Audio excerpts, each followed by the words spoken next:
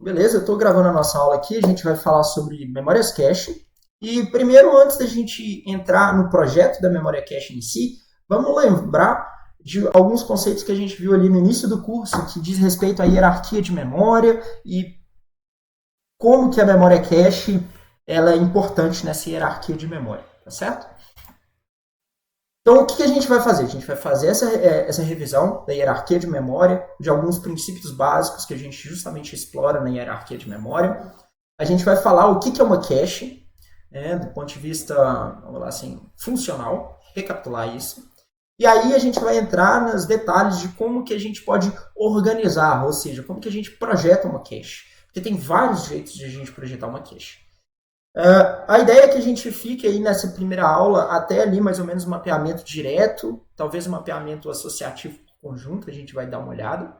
E aí na próxima aula a gente vai entrar em detalhes da cache completamente associativa, como que o acesso à cache é efetivamente feito, e questões de desempenho que a gente observa na cache na prática. Inclusive a ideia é trazer alguns exemplos práticos aqui de programação, para vocês verem como que a cache pode impactar na programação, certo?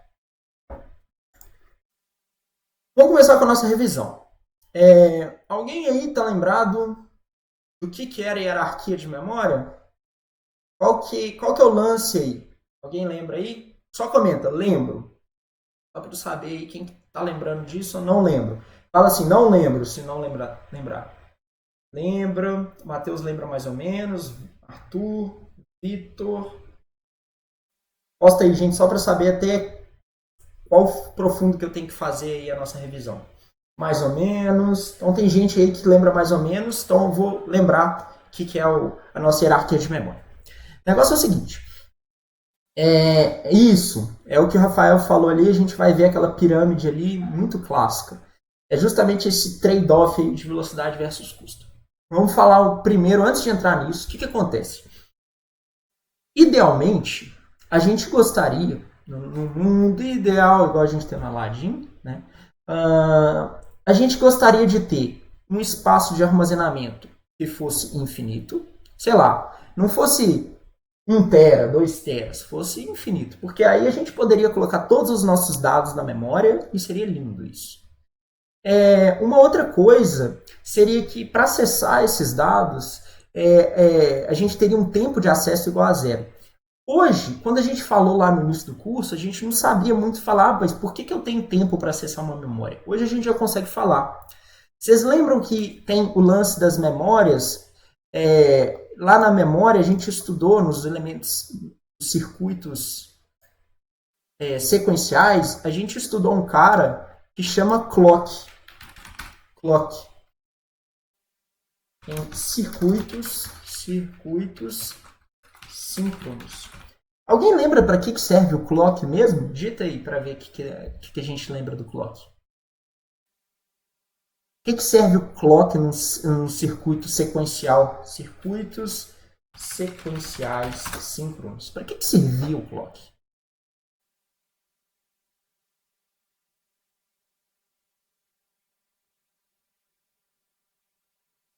Isso. Então, o clock ele é um elemento que nos circuitos sequenciais síncronos ele estava presente lá. Ele servia para justamente atualizar o estado do nosso elemento de memória.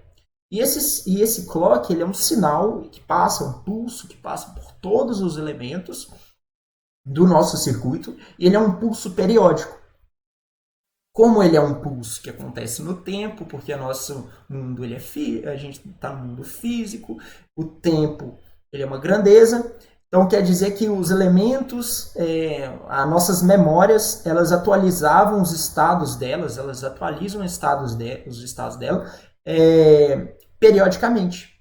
E esse período tem um tempo. Se tem um tempo, para a gente atualizar a memória, tem um tempo. Então, o tempo de acesso, o tempo de atualização, o tempo de leitura de uma memória, não dá para ser igual a zero, tá bom? E mais, quando a gente estudou ali, foi inclusive o Arthur que ele me perguntou, quando a gente viu, a gente estava estudando os flip-flops, ele falou assim, pô, é assim que a memória RAM é implementada? Eu falei, não, que assim, o jeito como a implementação, quando a gente estuda, quando a gente está estudando tudo isso aqui em arquitetura, a gente não está estudando o mundo físico, tá bom, gente? A gente está estudando computação aqui. O mundo físico, o pessoal que mexe com engenharia eletrônica, física, eles mexem com transistores, capacitores, elementos físicos, certo? A gente aqui, a gente olha para o circuito de um jeito muito abstrato, a gente olha para ele como um jeito funcional. E aí, por mais que de um ponto de vista de abstração, as memórias são todas flip-flop, esses negócios, quando a gente implementa um registrador, a gente implementa usando uma tecnologia que é diferente quando a gente usa para implementar a tecnologia na memória principal. Porque justamente a tecnologia ela vai modificar essa velocidade do circuito, mas também modifica o custo dela. É a mesma coisa você pensar, por exemplo, você está fabricando um motor de carro. Você pode usar uma tecnologia mais nova, mais recente ou mais desatualizada para fabricar um motor. Os dois vão funcionar para empurrar um carro? Vão, mas um vai empurrar mais rápido e o outro não. E provavelmente o que vai empurrar o carro mais rápido, né, que vai movimentar o carro mais rápido é a tecnologia mais cara, certo? Alguma dúvida aí na questão da memória, dessas questões da memória ideal aí, gente? Isso aí a gente está recapitulando, né?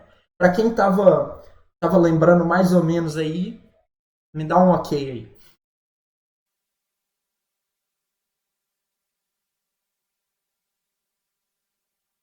Lembrou? Deu um refresh aí na memória? Diz aí, Matheus.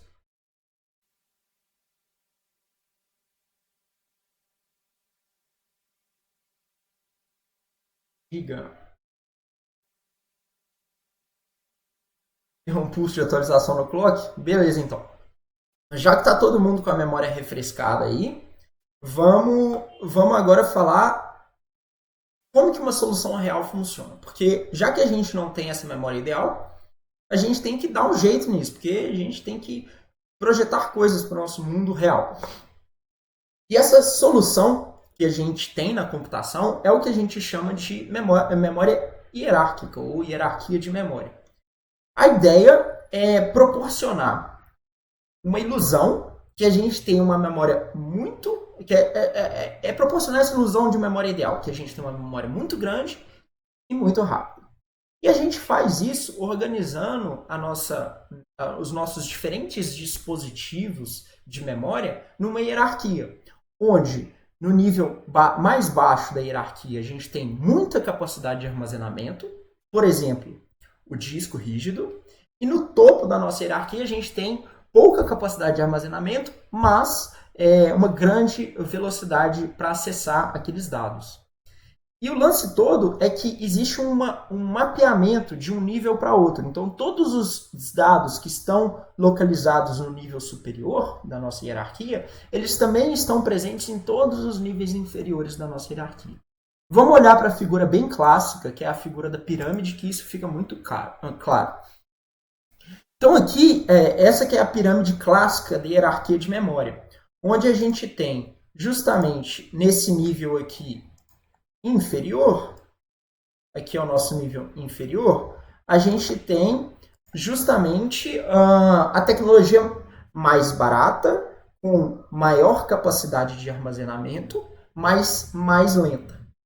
E aqui no nosso nível superior, a nosso tipo de memória mais rápida de todas é o registrador, que está ali, que a gente já sabe, já está cansado de saber, que fica ali no caminho de dados, no nosso processador, e a gente tem acesso ali quase que um pouco ciclo de clock, certo?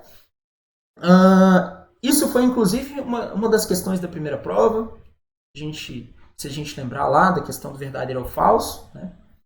E aí, vamos falar um pouquinho por que esse cara funciona, né? Qual que é o princípio da funcionalidade? Alguém aí consegue lembrar qual que era a ideia desses dois princípios aqui? Alguém quer arriscar aí, compartilhar para a gente, narrar? Vejo que o Rafael está com o microfone, se o Rafael quiser participar aí, falar para a gente, dar um exemplo do que é o princípio espacial. Ou quem tiver com o microfone. Ou no chat.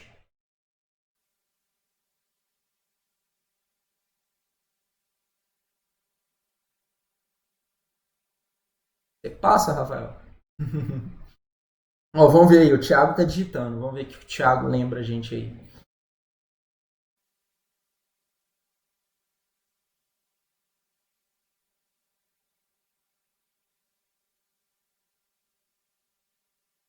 Desistiu, Thiago?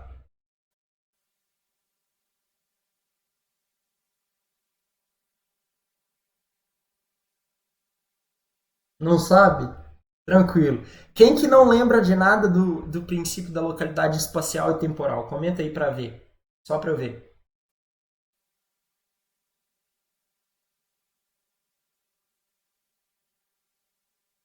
Não lembra, então. Ó, Thiago não lembra, o Luiz não lembra.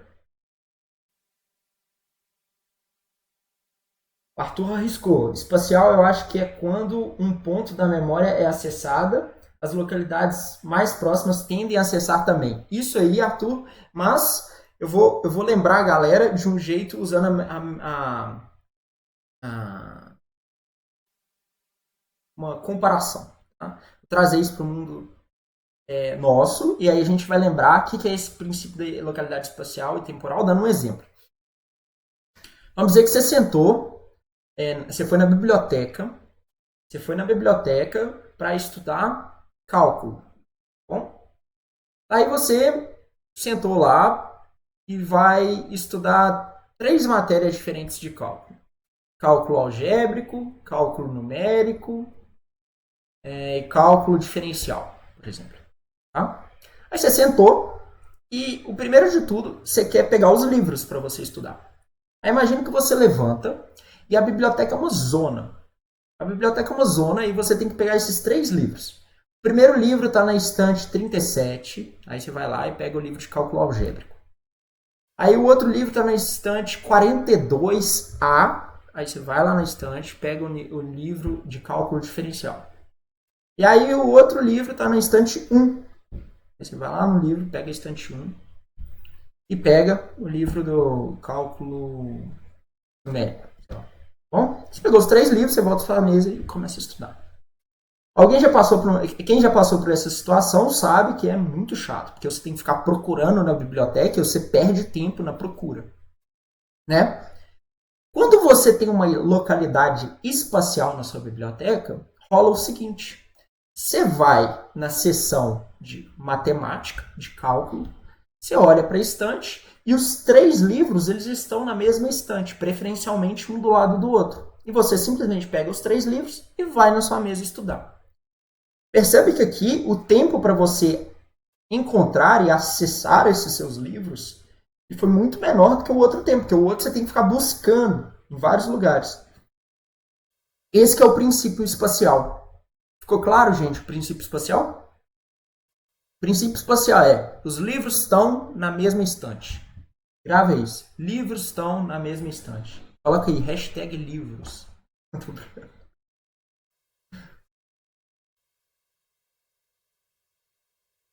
O hashtag tão junto.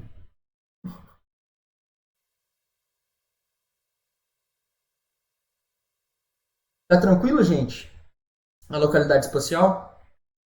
Vamos agora ver a localidade temporal. A localidade temporal é a seguinte: você também está sentado para estudar, e aí você vai estudar matemática. Aí você abre, pega assim e fala: beleza, eu vou precisar de começar com um cálculo numérico. Você levanta, vai lá, pega o livro de cálculo numérico, volta para sua mesa e coloca. Aí você começa a estudar, e você fala: putz, preciso do livro de cálculo diferencial. Aí você levanta, pega o livro de cálculo diferencial, volta para sua mesa, continua estudando. Aí, putz, preciso do livro de cálculo algébrico. Levanta, pega o livro de cálculo algébrico, volta para a mesa. Todo mundo sabe, todo mundo que já passou por isso sabe que é muito chato, é um saco quando você esquece o livro. Porque você tem que ficar levantando e indo lá pegar o livro toda hora.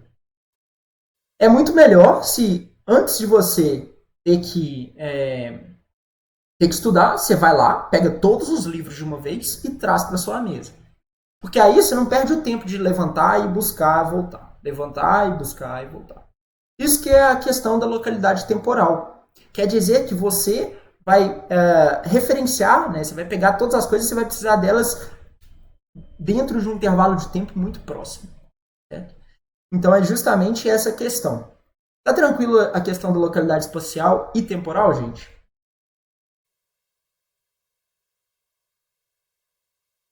A analogia que a gente fez com a biblioteca? Então a espacial é que os livros estão na mesma estante e o temporal é que quando você vai buscar os livros, você pega todos os livros que você vai precisar de uma vez. Certo?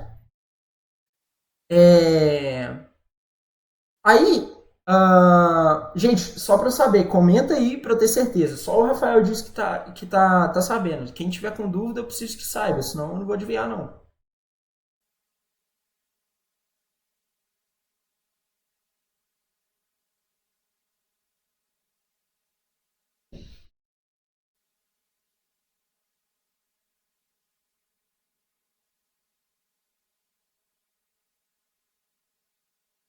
Tá, obrigado, gente. Ó, importante vocês falarem. O Arthur e o Vitor falaram que tem umas questões ali, ó. O Arthur, vou começar com a dúvida do Arthur. Ele falou: e quem diz quais são os livros? E eles ficam temporariamente aonde? O Arthur, quem diz quem são os livros, quem pega os livros sou eu. Ou seja, é como se eu fosse o programa. Eu estou definindo qual que é o meu programa de estudos. E os meus livros, na hora que eu trago eles da estante, eu coloco eles na minha mesa. Então, fazendo uma analogia, é como se eu fosse o programa, eu que estou indo lá e decidindo quais livros que eu tenho que pegar, o programa que decide quais dados que têm que ser acessados, e a memória temporária, uma vez que eu tiro eles da prateleira, eu coloco eles na minha mesa. É como se fosse a minha mesa fosse o meu registrador. Tá certo? Ok?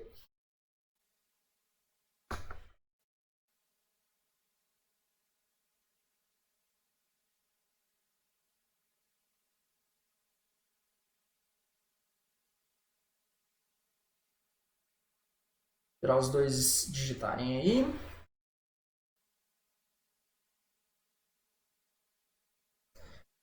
Tá tranquilo? Primeiro, Arthur, tá tranquilo? Dá um ok aí só para eu passar para a pergunta do Vitor.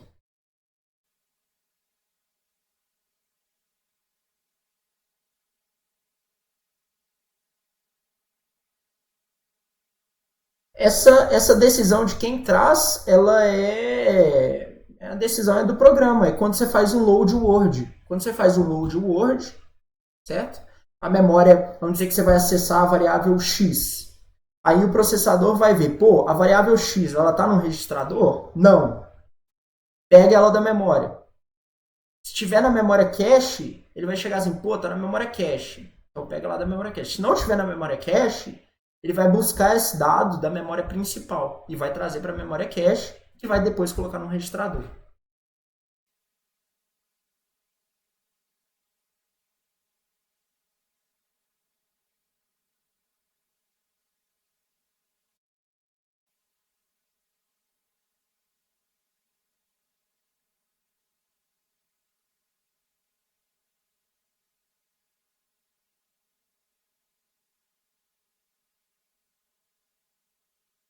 Tranquilo? Arthur. O Arthur falou assim, tipo, quanto carregamos todas as vezes a variável de uma vez em vez de uma? Depois fazemos a instrução, depois buscando quando, então, tipo, quando carregamos todas as variáveis de uma vez ao invés de uma, depois fazendo a instrução, depois buscando novamente. Não, isso aqui, para ficar claro, Arthur, a gente está falando aqui não é como o processador opera. A gente está falando de por que a hierarquia de memória dá certo. E a hierarquia de memória ela dá certo por causa dos princípios da localidade espacial e temporal. Porque, assim, se isso não existisse, se a memória, se a gente tiver uma memória que a hierarquia de memória ela não é construída baseada nesses princípios, a nossa memória, a nossa hierarquia de memória não vai funcionar. Então, isso aí é um princípio de construção. É um princípio, na hora que a gente vai projetar o nosso sistema de memória, a gente fala, ó, vamos projetar de um jeito que a localidade espacial e temporal funcione. Se você projeta um negócio que isso aí não existe, você não vai adiantar de nada a sua localidade espacial e temporal. Vou fazer o gancho para responder o Vitor. O Vitor, a questão aqui é justamente o que o Arthur falou, é conceitual. Como que a hierarquia de memória ela funciona na prática? Por que ela funciona? Porque exatamente existem esses dois princípios. O primeiro deles é, toda vez que você for referenciar um dado, você tende a referenciar os dados que estão próximos um do outro. Por exemplo, na hora que você vai numa biblioteca e você vai estudar matemática, você espera encontrar todos os livros de matemática próximos um do outro, na mesma estante, provavelmente. O outro princípio é assim, é o princípio temporal. Toda vez que você vai referenciar uma variável no seu programa, a tendência é que você referencie ela várias e várias vezes num dado intervalo de tempo. Por exemplo, quando você está num for, você tem o iterador do for, o tempo inteiro você está incrementando aquele iterador do for. Trazendo para o mundo ali, por exemplo, da biblioteca, é como se na hora que você fosse usar os livros, você ia usar todos os livros de matemática uma vez só. Porque quando você está estudando, por exemplo, matemática, o ideal é que você estude só matemática. Não é que você estude matemática, geografia, história, tudo ao mesmo tempo. Você vai estudar matemática. Entendeu? Mais claro aí, Vitor? Beleza, então. Diz aí. De nada. Gente, tá tranquilo aí pro resto do pessoal que não perguntou nada? Posso assumir que tá tranquilo? O Matheus disse que estava tranquilo. Guilherme disse que estava tranquilo. Rafael, Luiz. E o resto do pessoal aí? Muita gente, ó. Iago, Leonardo, Túlio, Viviane, Laura. Tá tranquilo? Thiago.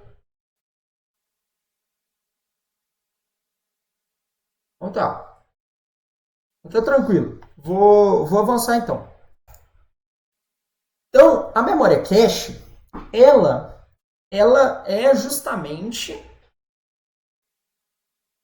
a memória que explora a localidade temporal e espacial e ela fica entre a memória principal e o processador, tá? E os registradores, banco de registradores.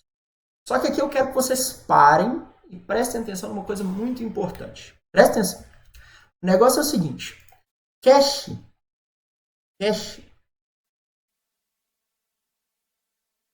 é uma técnica. Cache é uma técnica.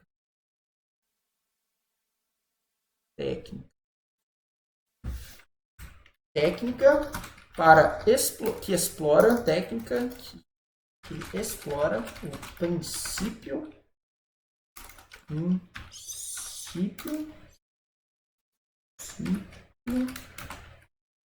da localidade espacial e temporal, tá bom?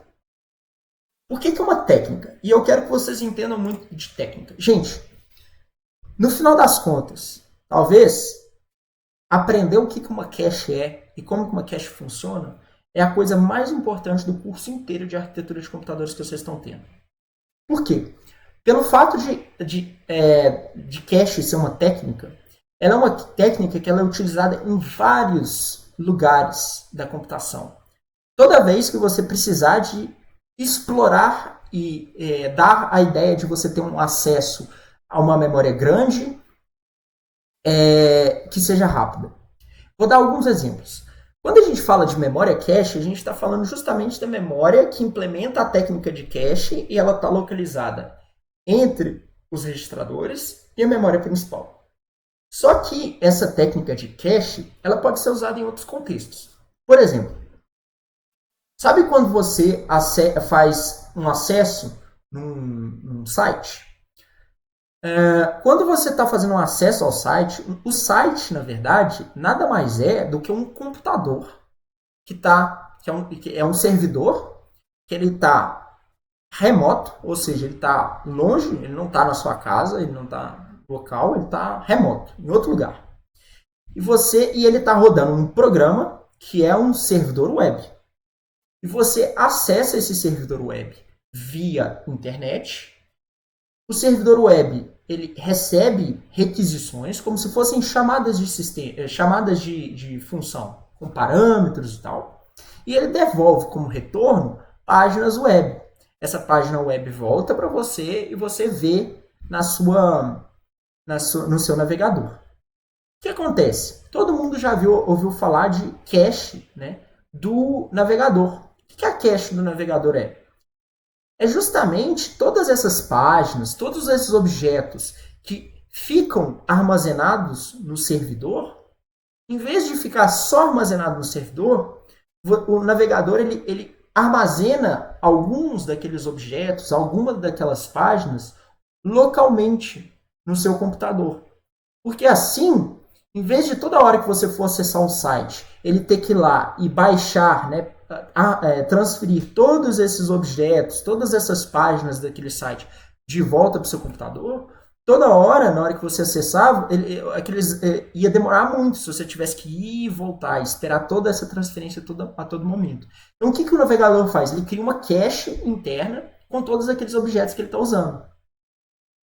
Então, isso é um exemplo de onde que a técnica de cache ela é implementada em outros lugares sem ser na arquitetura de computadores. E é muito importante, porque quando você domina essa técnica, você vê que ela é aplicada em vários locais. Porque é justamente para aumentar o desempenho de acesso a um determinado dado. Então você tem a cache no navegador. Uma outra ideia é quando você tem um banco de dados. O banco de dados ele serve para você fazer buscas nesse banco de dados usando o que a gente chama de queries, que são sentenças de busca, vamos falar assim. O banco de dados ele otimiza essas buscas que você faz, que são muito frequentes, e ele coloca todas essas sentenças de buscas e o resultado delas numa cache, na memória. Para justamente toda vez que você for procurar uma coisa que é muito pesquisada, ele consegue te dar a resposta rápido. O Google nada mais é do que um motor de busca com uma cache parruda.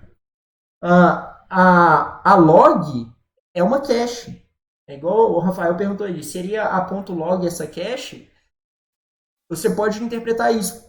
Então, depende do seu programa, mas a ideia é o seguinte, você pode implementar a técnica de cache em vários níveis computacionais. Uma cache de navegador, uma cache de banco de dados, uma cache da sua própria aplicação, uma cache no sistema operacional e assim por diante. Gente, vocês conseguem ver que esse conceito é muito importante, então tudo que a gente for estudar aqui de cache, ele é válido para toda vez que você for falar de técnica, você for querer implementar a técnica de cache, ok? Alguém tem algum comentário, alguma dúvida? Todo mundo conseguiu ver o exemplo, pelo menos o exemplo do navegador?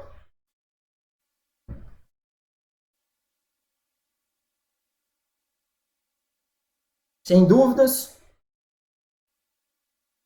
Bom, já que ninguém tem dúvida, eu vou seguindo.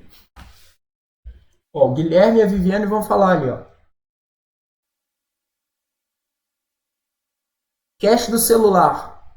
Tudo que tiver cache, Guilherme, é uma cache, é exatamente isso daí. Só que, assim, a cache aqui a gente está falando que é um elemento de memória, um hardware específico que fica no seu computador. Mas quando você implementa ele no software, você implementou ele no software, é um programa, é como se fosse um módulo que ele implementa essa lógica no software, entendeu? E é totalmente possível, porque o lance todo é que em vez de você, por exemplo, quando você está no celular e você, sei lá, você tem uns arquivos que estão armazenados remotamente no seu Google Drive, no seu Dropbox. Quando você entra lá na opção, nas configurações dos aplicativos, ele vai te mostrar, esse aplicativo está usando tanto de cache. Por quê? É como se ele pegasse um pedacinho daquilo que está lá armazenado no Dropbox e coloca no seu celular. Que em vez de você, por exemplo, ter que acessar o Dropbox toda vez para acessar alguns documentos que você acessa frequentemente, eles já estão armazenados ali localmente no seu celular. Ok, ô Guilherme? Vitor tá digitando aí, ó.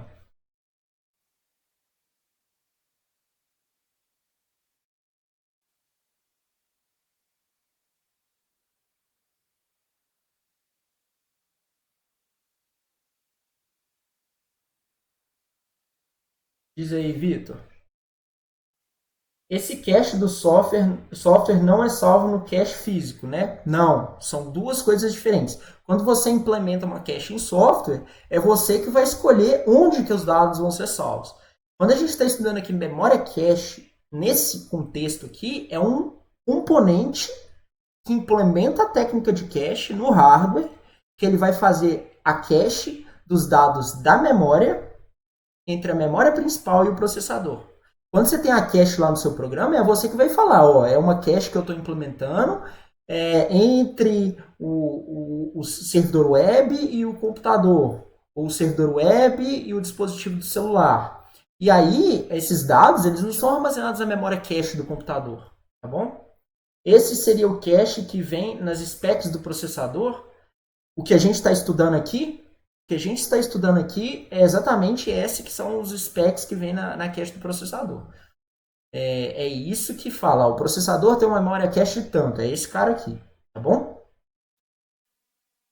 E é justamente para você entender como que ele funciona. E não adianta nada falar que a cache é de 2 megas se a gente não entende como que ela é organizada, como que ela é projetada internamente. E é isso que a gente vai estudar aqui hoje. Porque não adianta nada a cache ter 2 megas se ela implementar uma arquitetura que tem alguns problemas. A gente vai ver aqui agora. Ok?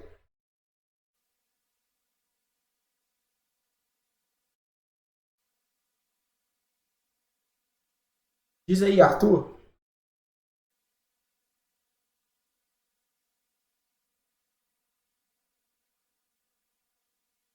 O que você lembrou da AMD? Compartilhe aí com a gente.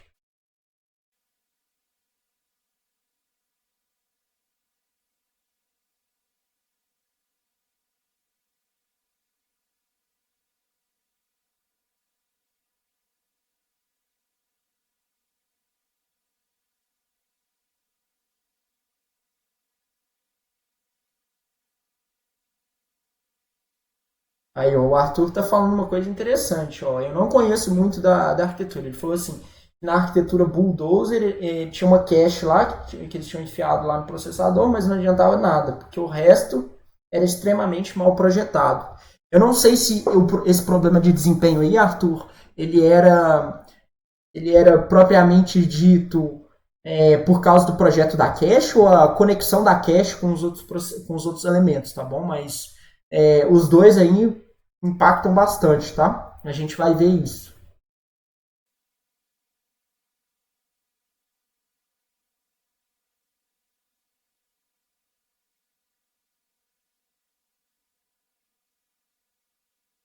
Entendi.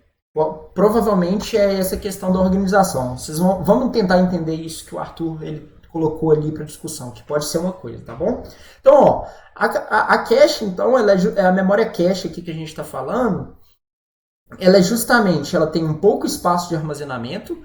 Quando a gente fala aqui de pouco espaço, gente, quando eu comecei ali, quando eu era criança, porque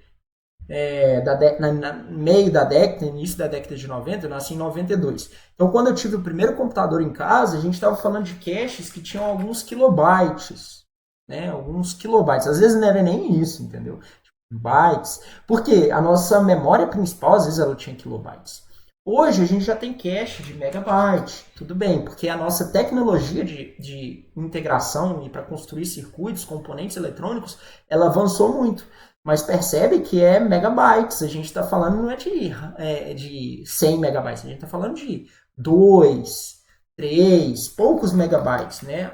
Alguns megabytes, certo? Mas, em compensação, isso acontece porque ela tem um alto custo de construção. Dá para ter cache maior? Dá para ter cache maior. Tipo assim, tem processadores assim que custam. Processadores não, computadores que custam, sei lá, 1 milhão, 2 milhões de euros, dólares. Você pode ter ali algumas centenas de megabytes de cache. Ok? Pode até ter alguns terabytes de cache, mas o custo é proibitivo. Ninguém tem isso em casa, ninguém tem isso no celular, entendeu? E aí, o grande lance é que pelo menos ela tem um baixo acesso. Um baixo tempo de acesso. Quando a gente fala baixo tempo de acesso aqui, a gente está falando de alguns ciclos de clock, alguns ciclos de clock. Então, é realmente um tempo de acesso bem rápido. Se pensar assim, a frequência do processador, sei lá, 4 GB. Quer dizer que 1 sobre 4 GB, né? Tempo, que é o tempo. Se a gente pega algumas unidades ali, alguns nanosegundos, a gente consegue acessar o nosso dado. Só para trazer algumas noções aí, tá bom? Ela é no mínimo umas 100 vezes mais rápida do que a nossa memória RAM, tá bom? E aí, para a gente começar a falar um pouco de construção da nossa cache, a gente vai olhar algumas palavrinhas aqui, tá? Alguns conceitos, e aí eu vou mostrar como que esses conceitos eles são implementados na prática, né? Então, a cache, ela é basicamente implementada, ela é uma tabela. A cache é uma tabela. É uma tabela porque é onde que a gente está armazenando nossos dados. E aí, a gente tem uma certa estrutura para essa tabela. Em alguns componentes da nossa tabela, eles são onde que a gente armazena os nossos dados propriamente ditos. Então, aqui são os nossos dados.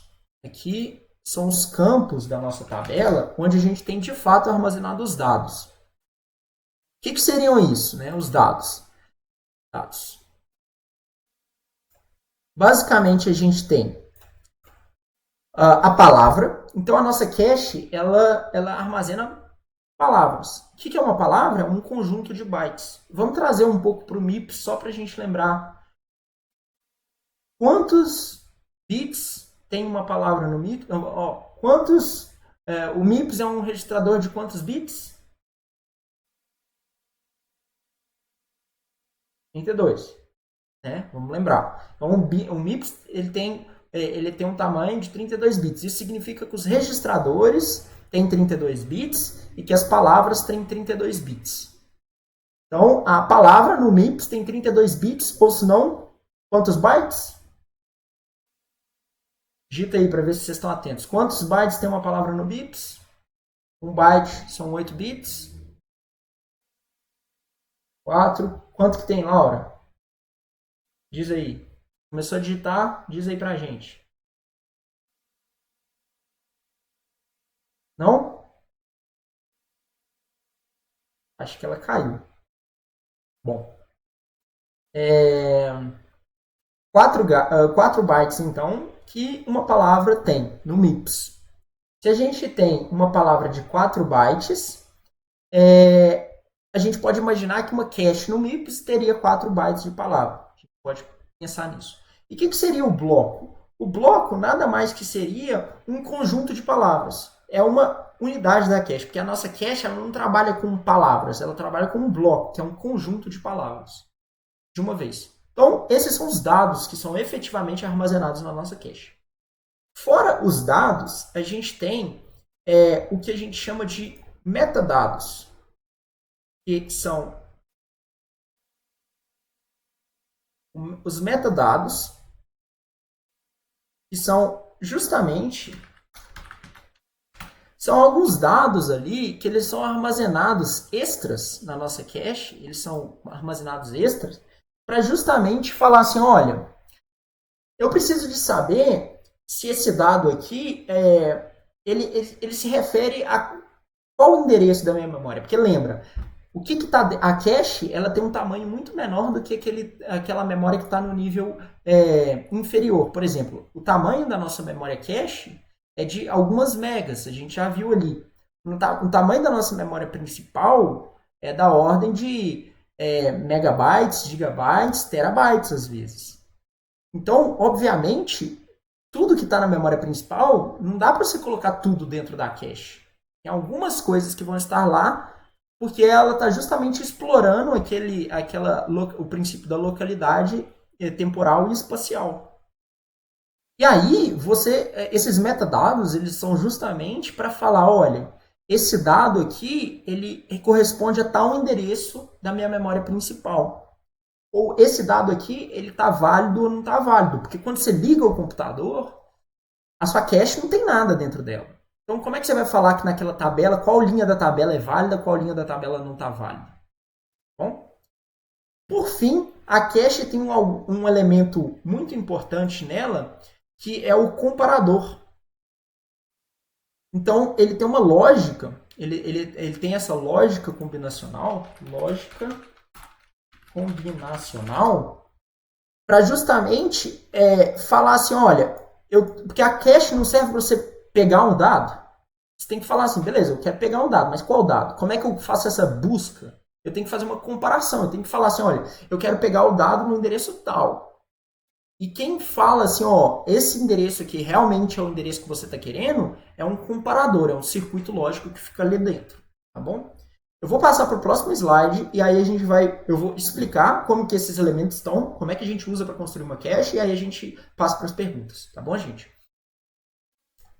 Então aqui a gente tem um primeiro exemplo de cache. Daqui a pouco a gente discute aí o que é uma cache de mapeamento direto, mas o que eu quero falar? A cache é uma tabela. E aí, usando as palavrinhas que a gente viu, é o seguinte, eu vou colocar uma cola aqui para passar para os nossos próximos slides.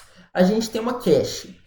Cache, ó, 16 palavras, tá? Palavras. 4 4 palavras por bloco e tem 4 slots com um bloco por slot, tá? O slot é como se fosse a quantidade de linhas que a gente tem na nossa tabela. O bloco é como se fossem, o número de blocos é como se fossem a quantidade de colunas que a gente tem na nossa tabela. E cada uma das células, né, na nossa tabela representa as palavras. Isso é a parte de dados. E para todas essas células de dados, para cada uma delas, para cada um conjunto delas, a gente vai ter alguns metadados. E é justamente quando você tem um bloco para um bloco. Opa, cadê? Quando a gente tem um bloco para cada slot, ou para cada linha, tá? Vamos falar aqui, linha da tabela, slot é igual a linha da tabela. Table. De tanto em inglês.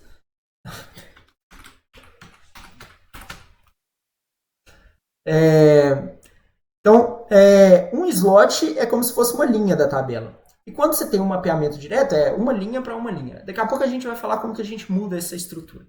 Mas vamos tentar entender aqui, ó. Eu vou passar para o próximo slide para a gente ver como que essa tabela ela é montada. Olha só, isso aqui é a nossa cache de mapeamento direto. Deixa eu copiar aqui.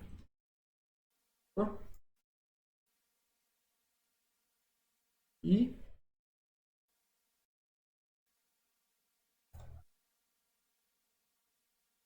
mapeamento direto, um slot por um bloco por slot. Um bloco por slot.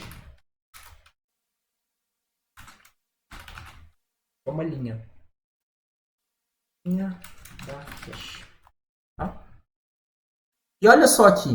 A gente tem justamente aqui, ó aqui estão os dados da nossa cache. Ó. Aqui é aquela seção de dados. Aqui é a seção de dados da nossa cache.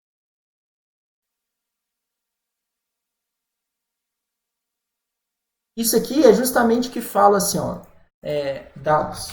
Quando ele fala assim, a sua memória cache tem 2 megabytes, significa que ela cabe aqui de dado nela 2 megabytes. Tá? Se tem 1 kilobyte, significa que é esse tamanho aqui, tem 1 kilobyte. Ela não está falando de tudo, não. Entendeu? E essa parte aqui é são justamente os metadados.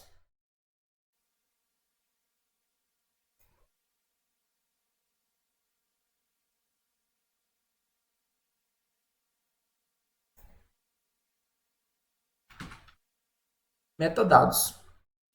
Que eles armazenam algumas informações relativas àqueles dados que estão dentro da nossa cache, que a gente falou. Então, olha só. Como que a gente localiza uma coisa na cache com base no endereço? Porque lembra, a gente sempre acessa a memória com base no endereço. Se a gente tem um endereço lá, o processador vai usar aquele endereço para acessar aquela posição de memória. É a mesma coisa na cache. E a gente tem que entender como que a memória cache ela pega aquele endereço e identifica uma coisa que está lá dentro da cache. Ela faz assim, da seguinte forma. Imagina que você tem um endereço de 5 bits. 5 bits.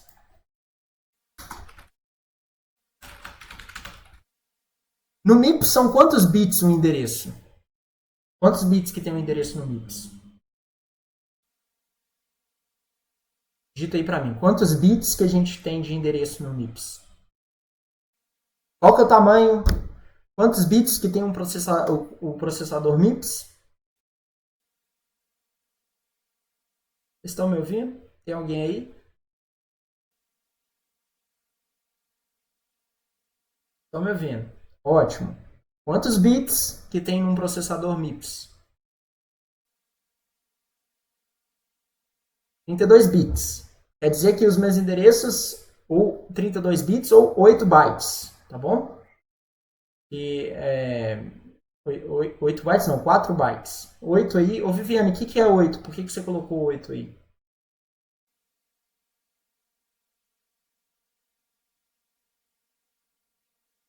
Você sabe? Vamos relembrar aqui, ó. No MIPS a gente tem 32 bits que um registrador pode ter. Ele é uma arquitetura de 32 bits. Significa que os nossos endereços de memória têm 32 bits de endereço. Nesse exemplo aqui, se a gente lá no MIPS tem 32 bits de endereço, a gente tem 2 elevado a 32 bytes de memória máxima. No nosso exemplo aqui, a gente tem 5 bits de endereço, certo? A gente tem 5 bits de endereço, a gente pode ter 2 elevado a 5 bytes. Mas aqui a gente está falando de bits de endereço que seriam relativos à palavra. Então a gente tem 2 elevado a 5 palavras, certo? É o tamanho da nossa memória. O importante é que a gente fala assim, olha, tá vendo que aqui, ó, o nosso endereço aqui, nosso endereço tem 5 bits. Como que a gente particiona esse endereço e a gente acessa a nossa tabela? Ele está relacionado a como que a nossa tabela está organizada. O negócio é o seguinte, os 2 primeiros bits aqui, ó, vou digitar aqui quantos bits que a gente tem em cada lugar. Aqui, 2 bits. Aqui a gente tem 2 bits. E aqui a gente tem 1 bit. Quando a gente pega um endereço qualquer para acessar a nossa memória, quando a gente vai buscar na cache, ele vai fazer o seguinte, ó. Ele vai pegar o bit maior aqui e vai procurar comparar quem que tem o bit 1 aqui, tá bom? Que o bloco que tiver mapeado, né, o bloco da memória principal que tiver aqui na cache, ele vai ter um bit igual a esse bit que tiver aí. Essa outra parte aqui, que é a parte do slot, que é uma parte do endereço do meio ali, ele vai ser utilizado para escolher qual que é a linha da nossa cache que a gente vai usar, onde que o bloco nosso está armazenado. E o deslocamento é qual dentro dessas palavras aqui, dentro do nosso bloco, que a gente está acessando. Pensa que esse cara aqui, ó, em outras palavras, é como se esse cara aqui nada mais fosse, né, a função, isso aqui é o endereço. Isso aqui é o endereço. Endereço codifica o índice da tabela. É porque assim, é como se fosse um jeito de codificar como que a gente acessa essa tabela, que é a nossa memória, cache. E aí essa codificação, ele fala assim, ó, beleza, o primeiro bit, ele vai para a tag, é aquela partezinha ali. O slot, ele vai falar qual que é a linha da nossa tabela.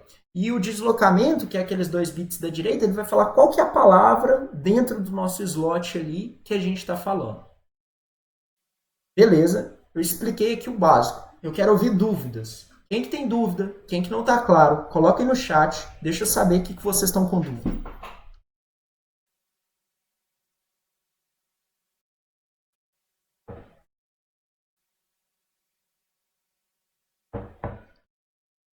Matheus está elaborando a pergunta dele ali. A Laura também. Postem aí suas dúvidas, gente, porque aí eu vou respondendo as dúvidas um por um.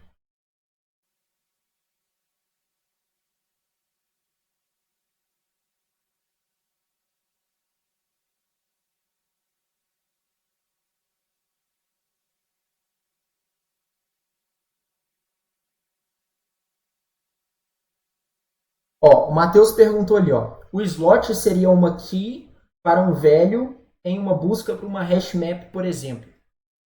Sim, Matheus. Ele seria qual que seria essa key para um valor, né?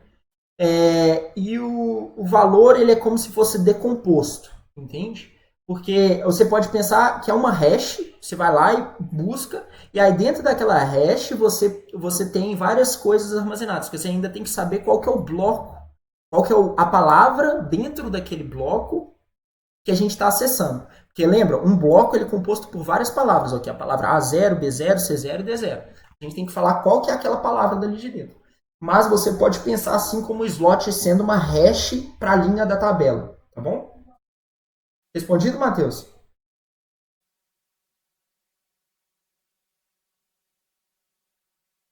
Arthur. Ô, Laura, digita aí sua dúvida também. Pessoal, digita a dúvida aí, ó.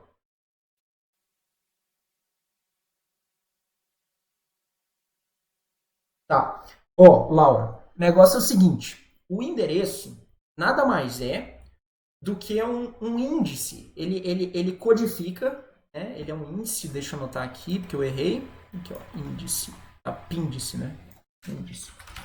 Ele é um índice para nossa tabela. Ele é um índice, o endereço codifica o índice da nossa tabela. Qual que é o elemento da nossa tabela que a gente está acessando, tá certo? E aí, para a gente fazer esse acesso, a gente pega o endereço e divide em várias partes. E aí, uma parte, ela vai ser utilizada para falar qual que é a linha que a gente está acessando da nossa tabela. E essa é justamente essa parte do slot. Então, o slot ele fala assim, qual linha? É como se fosse a pergunta, qual linha da cache? Certo? Então, o slot fala qual que é a linha da cache que eu estou usando. E aqui, o deslocamento fala qual bloco. A pergunta, qual palavra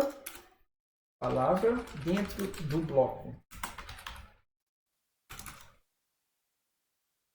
Qual que é a palavra dentro daquele bloco que a gente está acessando, entende? E aí o Matheus trouxe ali a analogia de que é como se fosse uma função hash, que a gente pega o endereço, fala qual que é a linha e qual que é o bloco que a gente está acessando. Ficou mais tranquilo? Laura.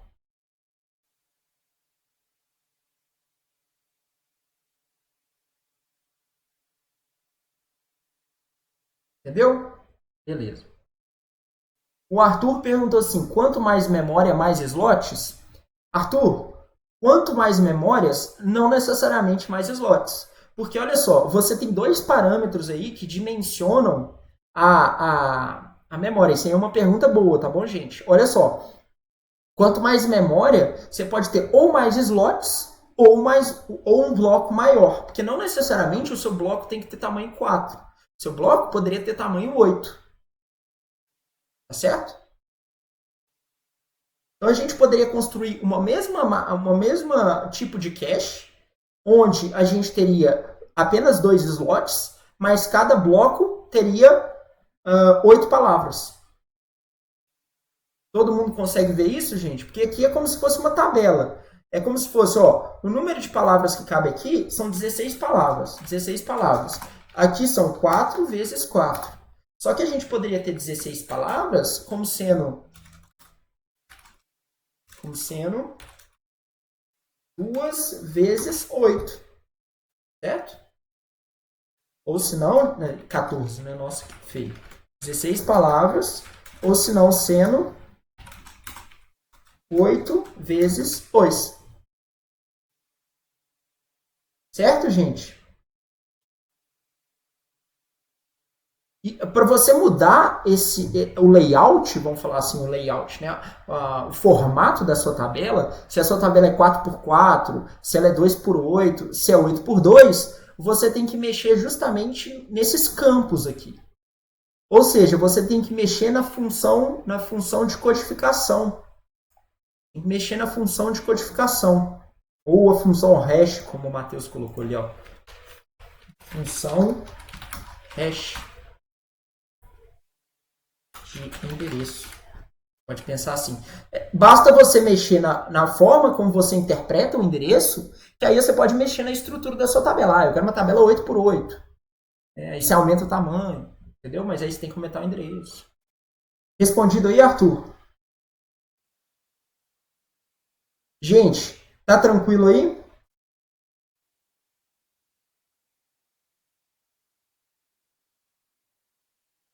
Comenta aí pra mim aí embaixo. Muita informação. Quem tá falando que é muita informação? Quem acha que é muita informação?